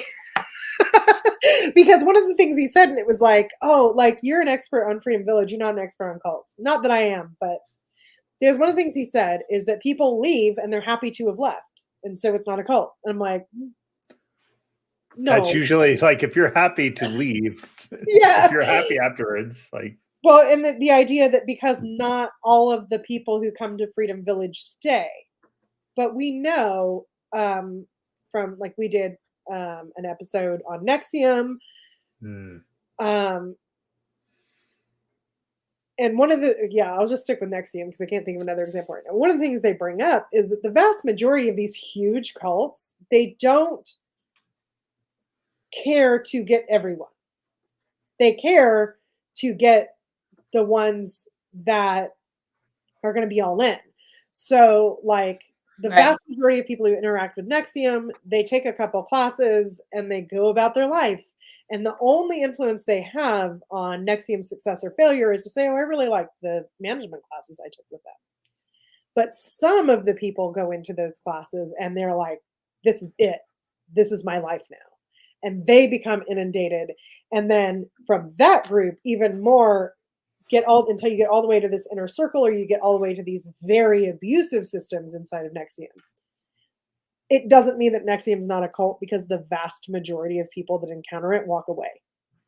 And it certainly doesn't mean it's not a cult that the people who got all the way in went, oh, I'd like to leave, and were happy about it, because that's a result of how abusive it was once they got to that level. And so I thought it was really interesting.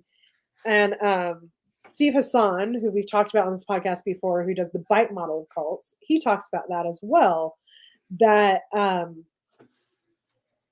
they're like, the most of the interaction a cult has with the world around them is a recruitment effort. You're gonna walk away and not be recruited sometimes. Yeah. And so what stuck out for me is it's yes, these kids are being forced in, but like, kids are born into cults all the time, or kids are drugged as teenagers into a cult by their parents all the time. So we can't say it's only a cult if everyone enters voluntarily, because that's not reality. We can't say it's only a cult if everybody stays, because not everybody is in the big message. I feel like we talk about on this podcast or live stream is not everybody is going to be at risk for being brought in by a cult all the time, but everybody is at risk for being in a cult at some time in their life, right? Like, because they are going to look for the people who, as you said, I've never had a community before, and I have this community, and it's not all great. Sometimes it's really bad, but it's community. Or the kids who never got an education and they're literally afraid to leave. And one of the girls, I think it was the one we were talking about earlier, who was the nurse, was saying, you would have the difference between the kids who left on bad terms and the kids who left on good terms. And the kids who left on good terms would be brought to these banquets and shown, like, look how amazing it can be if you do Freedom Village. But Fletcher would then be like, look, she's got a second hole in her ears, so she's actually been ruined. Like, she didn't actually leave on good terms. This idea that there's no way to not be a part of this group actively all the time and be a good person. That leaving, even if you're the poster child, leaving makes you a bad person. Right. Yeah. Because the point is to stay, right? Yeah. The point is not to get better. And I think I would say that's like, it's built in that a large number of people will just leave because you don't have endless land and dorms to house everybody, right? But you have enough land and dorms to house the people who are all in. Right. Yeah. And I guess I want to actually go back to what I just said, is that the point is to stay. I feel like the point is actually to make money. You know, that's kind of why this essentially, I think, is all happening. Like, at the end of the day, this was this man's business, was moving these children. And then, you know, by having people stay and working as staff, they didn't pay them full wages. Yeah, I've heard several times at all being paid a certain amount per week or per month, but then they would really only get it like at random. Right. Right. So it's a way for them to just cut out the labor costs. Yeah. I just remembered what the point was I wanted to make, so I apologize. I'm going to circle back, but it kind of ties in too, is the idea of like, oh, well, I didn't have a bad experience at that place. So powerful. But the thing is they say that about people too. Well, this person was accused of sexual assault. Well, I've never had any bad interactions with that person. It doesn't matter. That's not your experience. Your experience is different. Scientology has a whole literary award whose the object of that literary award is for a non-Scientologist wins the award and goes around and tells everybody they didn't try to recruit me. They were really kind to me. They supported science fiction and they gave me money and I got this cool statue and it was fine. That's the whole reason it exists. And I would say also, from a personal perspective, like I said, I sat here in my own home and went like, oh my God, I was in a cult. part of the reason I didn't think I was in a cult was because, like, well, I just left and it was fine. I just left and nobody like harassed me. My life didn't change. You know, a handful of people from church were still my friends. It's not a cult. I didn't stop to think about like the circumstances under which I left. I didn't stop to think about the people who were no longer my friends. I didn't think about the fact that because of the way that I entered that religion, my thought process on leaving was not as brainwashed as people who Right. grew up in it, you know, or like if I had been in a slightly different area, how it would have affected me to make a decision to leave. Like I literally had people contact me and say, like, I know you left and I've been dealing with some stuff and I just want to know, like, are you happy? Because the church I left said that you cannot be happy if you leave. Yeah, fear. And I didn't internalize that as much because although my family was part of that religion, I didn't become active until I was a teenager. But people who were raised in it internalized it. If I leave, I will never be happy again. To the point of like, can I ask you a question? Like, are you happy? It's like, fuck yeah, I'm happy. I fucking hated it. Like, you know. Yeah, that was my wife's experience with evangelical Christianity, and that was a hard, but she was raised in it. So, to your Yeah. point, Renee, she was raised in it from when she was little, and the amount of shit she went through to just be able to get out, and then when she got out, just the amount of like being ostracized so completely was just it's hard. Like to people who are in it from when they're like you said, if you had somebody you knew somebody who was in the Mormon church or whatever, and they were like in it Whatever. as they were a kid, and then they left, all their community's gone. Like all of it. Like you don't have the like that's one thing that I am agnostic / atheist. So like for me, I don't have a church. I never really did because it wasn't part of my upbringing. My parents were quasi religious, but they were kind of like figure out your shit. Good luck. And but like the people I know who've left, like they just feel like nobody cares. Yeah. It's Well, and I imagine something like at Freedom Village, like if you left, that was kind of your life so much so that it was just pounded into your head. And I mean, maybe you could speak to this, Margaret. Did you have people that said when they left, they were like, fuck, what am I doing? Like, they didn't have college. I mean, they didn't have high school. yeah. Yeah. Yeah. I mean, I think that was that one, the person in episode 4, Lauren, she left and then she comes back, you Mhm. know, for that exact reason. She was just lacking support. And this was a place where they said, hey, if you leave and you want to come back, the doors are open. And almost tricking them into this idea of unconditional love. Mm. Where no, it's fully conditional. Like you got to follow the rules. You know what I mean? You got to obey and do these things. But if you do, well, cool. You know, then you can stay.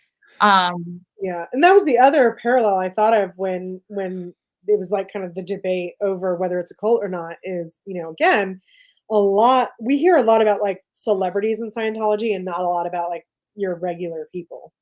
Mhm. And one of the challenges for regular people is they cannot leave because they were in Sea Org as kids. They don't have education. They don't have job experience. If they are working, they're working for a company owned by other Scientologists. They leave, they've got no resume, they've got no references, they've got no diploma, no college education. What the fuck do they do? And that was something that we saw with Freedom Village. And even in the terms of that they provided something that looked like education, how are you getting educated if you're hauling wood from 6 a.m. to 10 p.m.? Where's the Right. education coming in? Right. There's not. That's the institutionalization is coming in. Like, Right. It reminds me a bit of one of my favorite movies is The Shawshank Redemption because I'm a white guy and we all like that fucking movie. But there's a part where Red says that these walls are funny. First you hate them and then soon you become to depend on them. And that's kind of how the human psyche works. Like if you will, we adapt in really shitty circumstances sometimes. And your brain will sort of mold itself to kind of figure out a survival mode. Like you see all these kids in Freedom Village find a way to mentally sort of survive. Is it healthy? Fucking no. But they're just trying to get through it. Like, I think, Margaret, you in this podcast, you made a very good job of showing all these kids finding mechanisms to be able to mentally survive this shithole. Yeah. So, like, I thought you did a very good job of portraying how all these kids, and a lot of them were adults at this point, so they had a chance to either go to therapy or kind of process it in some sort of way, and they could kind of see their way out of it. But like Angel, you that poor girl, like, she was young still, like she still had a way to process it. So like it's just one of those deals where you just kind of look at it like, how does that girl need some help? How does she get it? How can we help her? Like, it's another thing, like, yeah, how do we do that? Yeah, I didn't explicitly state an opinion when I brought this part, but in episode 1 with Fox, he describes having this experience of seeing the light, literally. Yeah. Like, he asks God.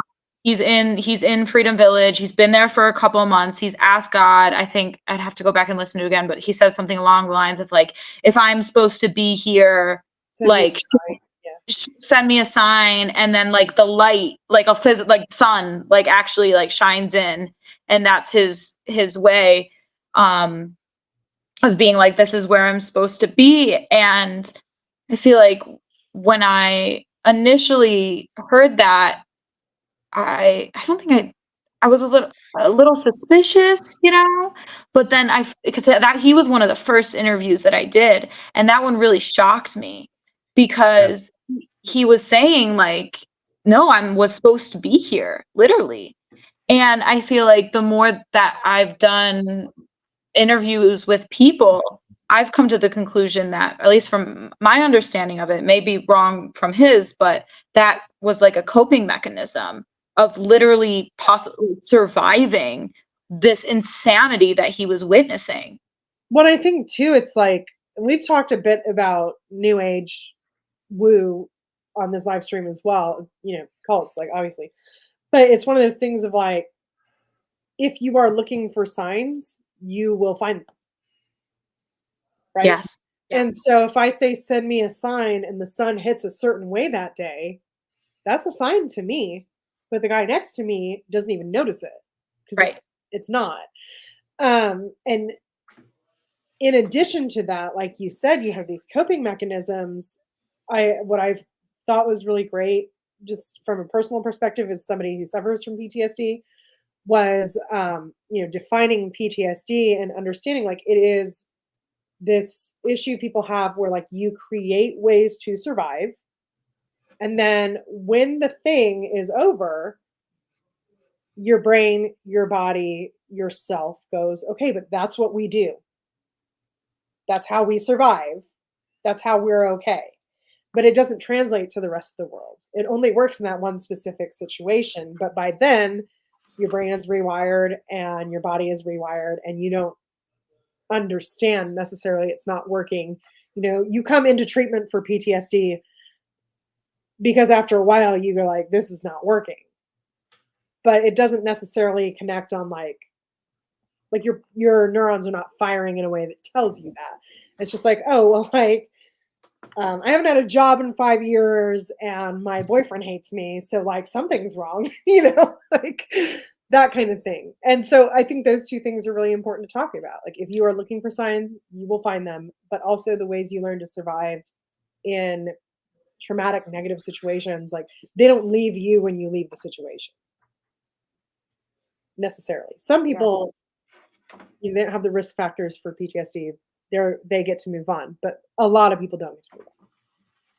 Totally. Well, we have, there's a million ways we can go with this. Because goddamn, there's a lot of, as a saying goes, meat on the bone here. Here's a weird, not a weird question, but we talked a bit about the idea of like people getting out and coming back in. We heard somebody mention that like 90% of the staff are program kids, was the word used. is that like the actual stat? Like how many people go out and then come back in? Like there's people that go and they stay and they just fucking acclimate because that's what they need to do to survive. How many people, like a percentage, do you know of the percentage of people that leave and come back, like that one lady did that we learned about? I mean, honestly, like I don't even think I could give you an accurate answer because Okay. like no one is doing the research on it. Like, Oh man. right? Like, Gary Craig did some reporting on it, God bless. And I mean, I feel like if we really wanted to ask that, we could possibly like ask Jazz to ask that in the Freedom Village Facebook group, because that is the largest like database of collected survivors that could give an opinion back. But that wouldn't be like an accurate, like for scientific purposes, an accurate sample. Right. And realistically, I mean, this place opened in 1981 and it closed in 2019. Like this is almost 40 years Yeah. of like hundreds and hundreds of kids that have gone through this place. So to really answer that, like we would need some funding and some seeds going out there. I wonder, just to piggyback off of that, I wonder, like, in today's current climate in the US, politically, socially, whatever, like, do you feel like if the right person were asked tomorrow, that's even a possibility to get funding for that kind of research, or do you think we have a lot of things that have to happen first? Just your opinion. Optimist. So, money motivates people, and I feel like if it could be possible, yeah, maybe. Yeah, because a lot of times with all these different cults we follow, like we always want to see the people that are causing harm to get their just desserts. They're so rarely get to see they're reckoning. I mean, we've seen it in some of them. Some of them it's still ongoing. One of the more satisfying ones was the Nexium one that Renee and I did. Seeing Keith Raniere get sentenced to prison for 120 years was very satisfying. But his influence doesn't stop when he goes to prison, which is the other issue, right? So there's it's so complicated. Yeah, because like you said, there's that one person, Fox, who like had a generally good experience. He thought, "Oh, great, that worked for me," right? We see that in every cult we cover. There's always people who feel like that particular cult changed their lives in a very positive way. I mean, but like, just to like, let's take it out of the realm of spirituality and cults for a second. Let's look at like people who've worked at Taco Bell, right? The vast majority of people who've worked at Taco Bell are going to tell you that it sucks working in fast food, and it sucks working around fryers all the time. You come home and you stink like the fryer, and the timers on the drive-through make you insane. But then there's going to be a handful of people who were like, yeah, I mean, it was tough, but like I took advantage of their tuition assistance program, and that's the reason I'm a CEO today. It doesn't mean that working at Taco Bell is awesome. It just means that person like had the right personality type or whatever to get through it without feeling demeaned or dehumanized or whatever. They had the right support system to work the correct number of hours to get the tuition assistance and the right college schedule and all these little things that have to fall into place, that working at Taco Bell could be like part of your success story, and not like, yeah, everyone should have to work fast food, so they'll stop being dicks to people at the drive-through because it sucks. Yeah. Something that you said, Doug, is like it's satisfying, right, to see them sentenced to 120 years in prison. And I think to a degree, yeah, it would be satisfying to see, the brothers get arrested or just in trouble with the law. But I feel like for me, another sense of satisfaction, and for I hope survivors too, is for them to experience joy. Yes. I almost feel like that, and that has been more satisfying for me, to be able to interview people and then follow their journeys online or keep up with them on the phone or whatever, and see them continuing to thrive, or finding a way to go from a place of survival to thriving. One of my first partner, they were in the troubled teen industry. This was before I even did this work, and I didn't even, it was later that I connected the dots of like, oh, this was the place, like, oh, blah, blah, blah. And I ask them all the time, like, because I'm so involved in this work, like, hey, do you want to share your story? And they're like, no, they don't really want to get involved in the activism scene at all. Mhm. And I asked them why. And they were just like, I think me living a joyous life is the best form of resistance that there is. Mm. Yeah. And I was like, you know what? You're right. Like, I'm gonna stay out here doing this work and you go keep doing that work, I love that. And we have about 10 minutes left before we would normally wrap this up. So I would like to piggyback off of that in terms of, like you say, through this podcast and through this work, you have become friends with a lot of these people who survived Freedom Village. So I think you have a unique perspective in terms of, like, tell me and Doug, tell the people that we have out here watching us tonight or listening later, what is a good way we encounter somebody who has survived the troubled teen industry or who has survived something similar? What is a good way to show up for them without fucking up? And not to say that you've never fucked up. I don't mean to put you on a pedestal, but like, you got there. You are friends with these people. Like, what do we need to know? Yeah, I would say just listening, if that person wants to share their story, be curious and ask questions.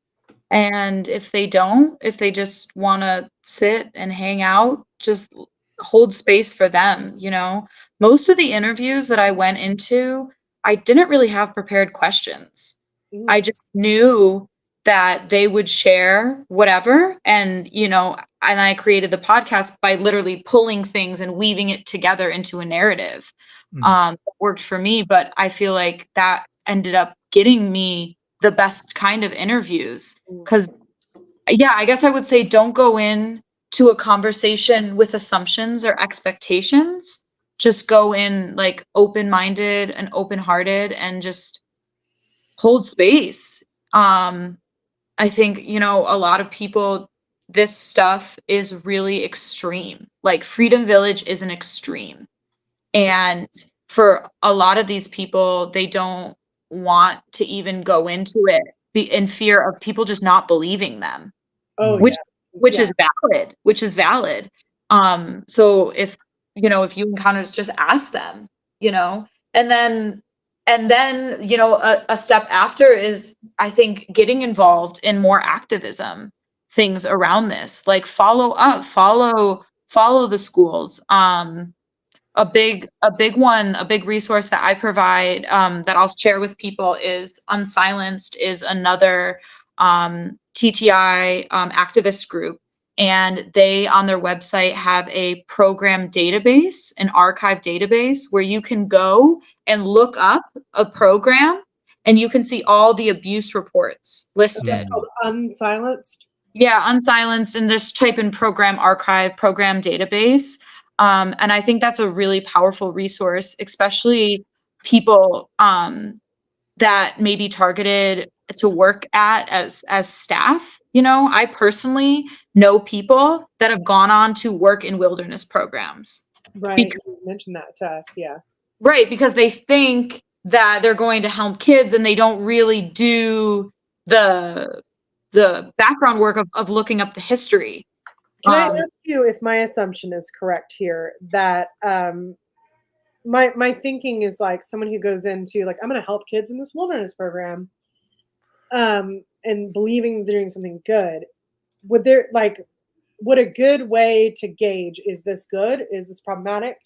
Be like, well, this is a voluntary local program that gets kids outside doing stuff, versus this is a program where kids are sent to. This is a program where they are 100 or more miles away from home, things like that. Like, is that a good way to start kind of gauging, is this a good thing that is community-based and going to help kids? Or is this a thing that's problematic and might hurt kids?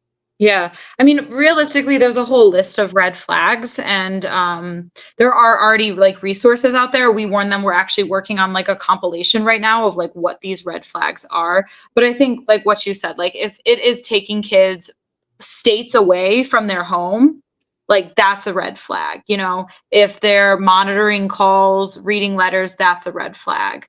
Um, yeah, there's a lot of them, and I feel like, you know, we are living in the age of the internet. Like, just do the Google due it, yeah. diligence of Google, like, and not just the first page of Google. Like, click on the fifth page. You Oh, know, yeah. Well, and that's the thing, right? Is like we, in the age of the internet, we know, okay, I've never heard of this online clothing company before, but I really like that shirt. So I'm going to type into Google, name of that company, scam, name of that company, complaints, or whatever. And I'm going to make a decision about whether I'm going to order that shirt or not based on what I find. And so it might be worth name of that camp, complaints, name of that camp, lawsuits, things like that. yeah, totally, totally. Because if you don't have, I don't know, like, I don't know, I've done some not investigative journalism, I wouldn't go that far, but I've done some journalism myself. And I think like people don't understand how easy it is to manipulate your Google presence if the person looking at you doesn't know the right search terms. So it's like if you don't put the negative thing you're looking for in your search term, you're not going to find the negative thing because they are paying people to put the stuff in the code that manipulates the best stuff coming to the top, not the complaints, the lawsuits, the whatever, right? Yeah. And so I put the unsilenced link there at the bottom so that people could utilize that. Thank you for sharing that, because that was one of the questions I think we had at the end, was trying to find ways to be able to, you know, look for things. And this was something that I had not heard of, unsilenced. So I'm glad you shared that. So thank you for doing that. Yeah.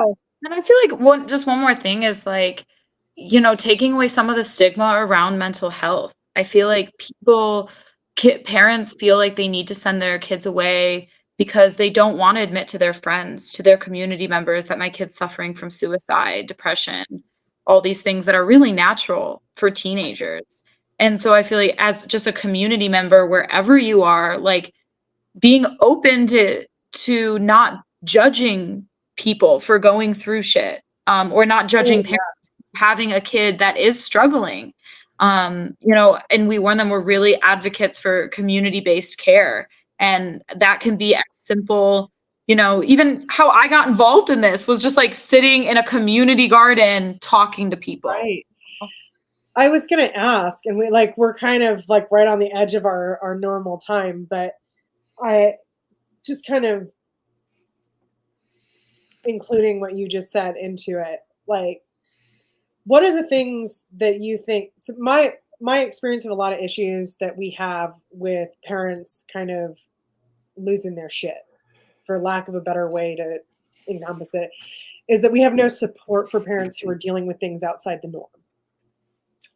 And so I guess I would wonder if you have any insight or any, like, even if they're pie in the sky ideas about like, what if I were to wake up tomorrow and I'm like, you know what, I'm going to do something about like the parents who feel like if they don't do this, they're going to get arrested because their kid won't go to school, or they feel like their kid is so out of control, they don't know what to do.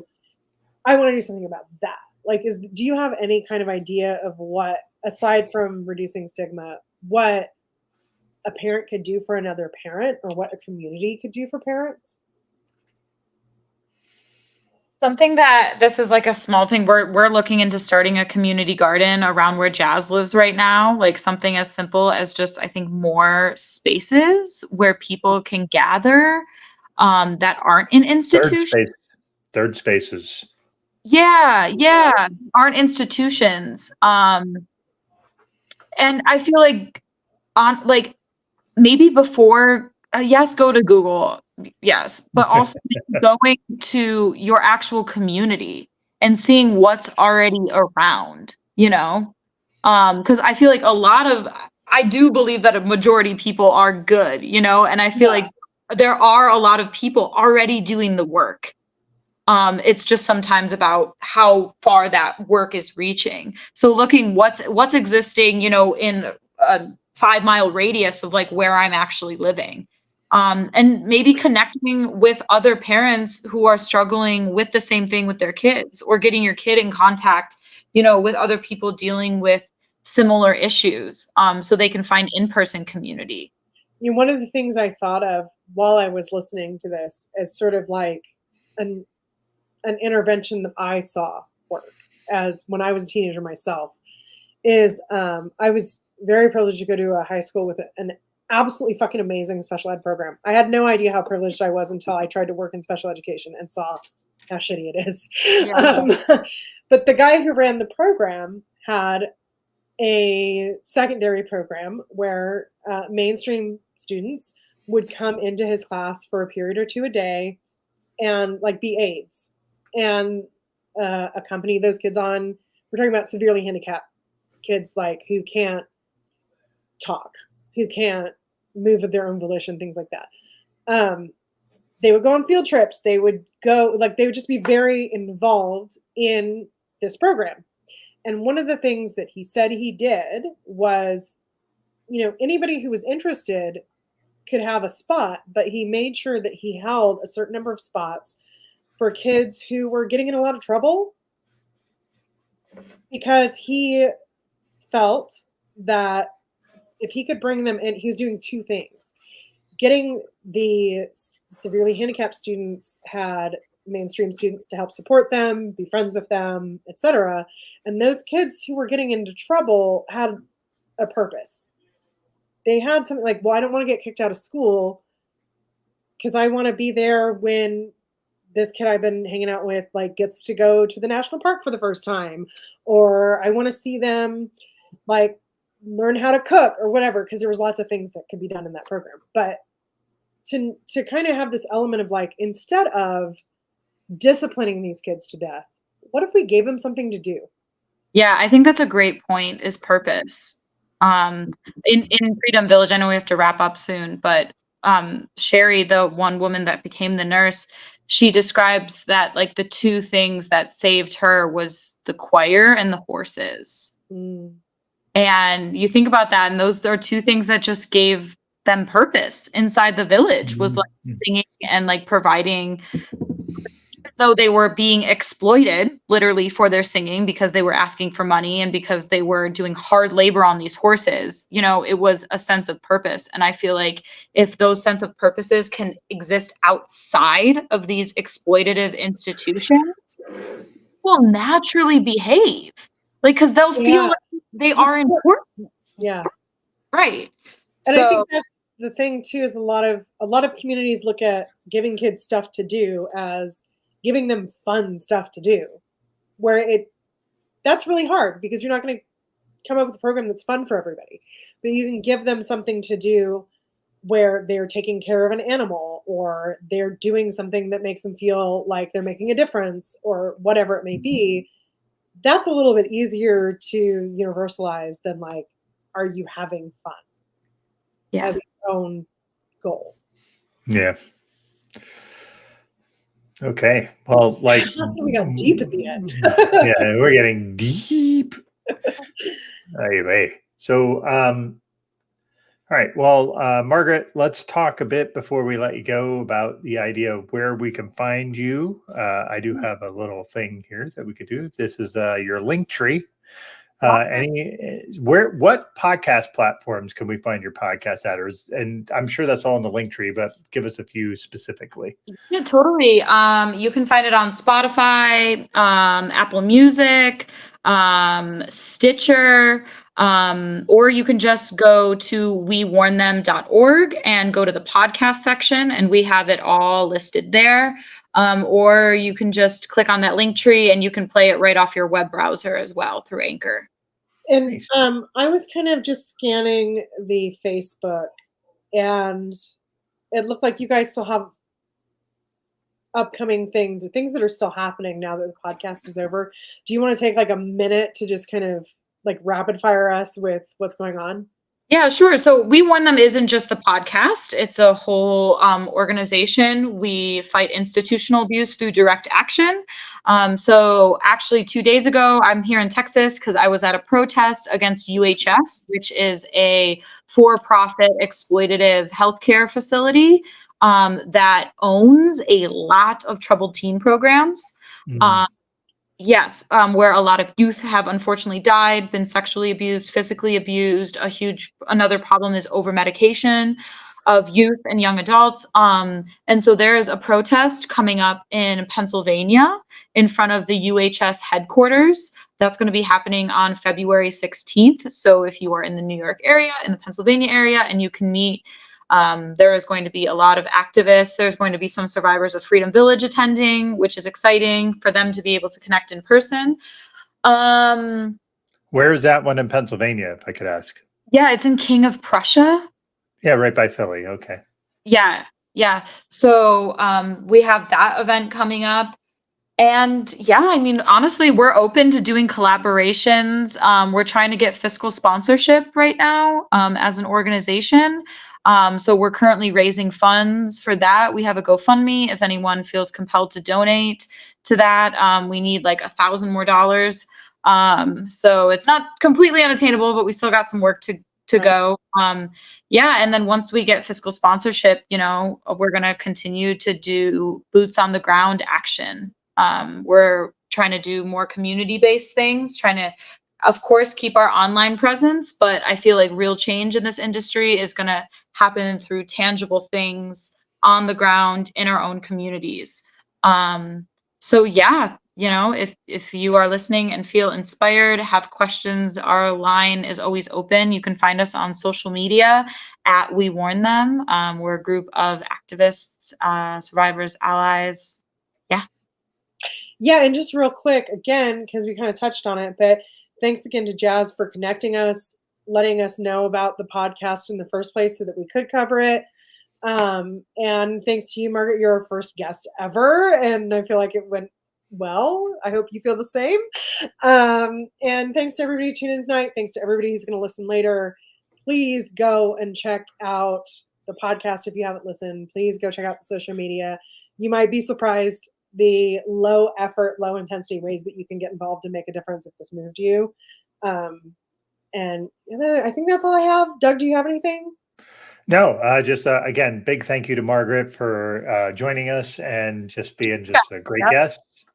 If you could stay on for a few minutes afterwards, we have a little bit of an after show. I have some questions for you that are not related to this, but I would really appreciate if you have a few minutes after this. So little behind the scenes stuff. But so thank you, Margaret. We're going to wrap this up, but we're going to take you off screen and we'll see you in a few minutes. Cool. Right. Bye. So let's talk a bit about what we're doing next. Next month, it gets personal. For you. Yeah. So we're going to talk about Daughters of the Cult. Whatever, and I was like, yeah, you said, I'm like, what do you want to do next? And you're like, Daughters of the Cult. I'm like, all right. And then I'm like, oh, it's a Mormon thing. All right, great. It's nice because I have some expertise to lend. That's the whole that's the only reason. Yeah. So that will be on Wednesday, March 6th at 9 p.m. Eastern, 8 p.m. Central, 6 p.m. Pacific time. I never put Mountain Time in. March already. Yeah. Well. Also, I never put Mountain Time in because there's like guys three. Are weird. Figure it out. Yeah, there are like 3 people in the Mountain Times. You're like, all right, like Idaho is a scam. So again, I want to say a big thank you to Margaret and the We Warn Them folks for putting together that podcast, and Margaret for being on, answering our questions and having a good time. So yeah, thanks so much, Renee. You're awesome as always. So yeah. All right, we'll see you next month, folks. Ciao. Bye.